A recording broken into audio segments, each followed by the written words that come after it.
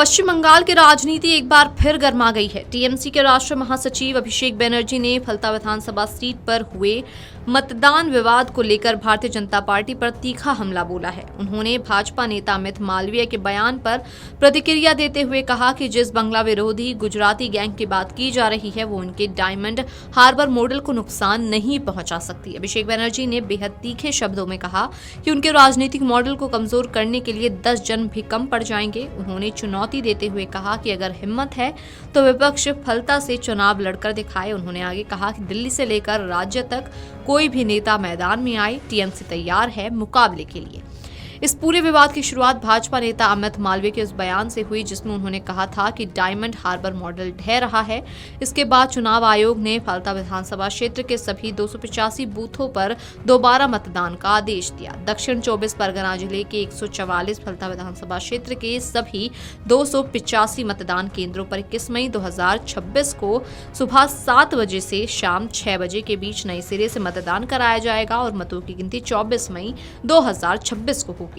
आयोग ने ये निर्देश 29 अप्रैल 2026 को हुए मतदान के बाद जारी किए हैं। उस दिन बड़ी संख्या में मतदान केंद्रों पर गंभीर चुनावी अपराध हुए थे। लोकतांत्रिक प्रक्रिया का भी उल्लंघन किया गया था। आयोग ने इन घटनाओं को गंभीरता से लिया है।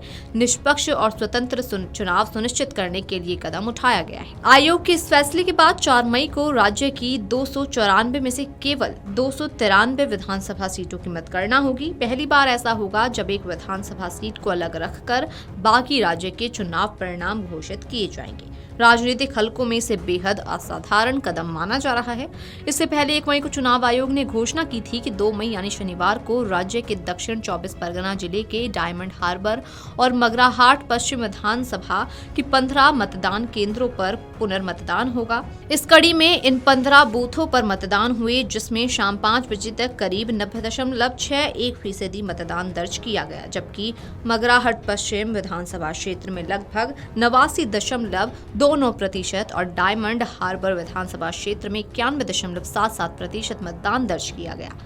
अभिषेक बनर्जी ने बीजेपी नेताओं को फलता से चुनाव लड़ने की चुनौती देते हुए कहा कि अगर उनमें हिम्मत है तो वे अपना सब कुछ दांव पर लगाकर देख लें और अपने सबसे मजबूत उम्मीदवार को मैदान में उतारें। बता दें कि फलता विधानसभा डायमंड हार्बर क्षेत्र में आती है जो टीएमसी के लिए राजनीतिक रूप से काफी महत्वपूर्ण है। इसलिए पुनर्मतदान के आदेश ने राजनीतिक दलों के बीच तीखी बयानबाजी को और बढ़ा दिया है। ऐसे में अब सभी की निगाहें फलता पर टिकी हैं कि दोबारा होने जा रहे मतदान में वोटर किसको विजयी बनाते हैं। VJDesk, अगर आप ये वीडियो YouTube पर देख रहे हैं तो हमारे चैनल को सब्सक्राइब कर बेल आइकन दबाएं और Facebook पर देख रहे हैं तो हमारे पेज को लाइक करें।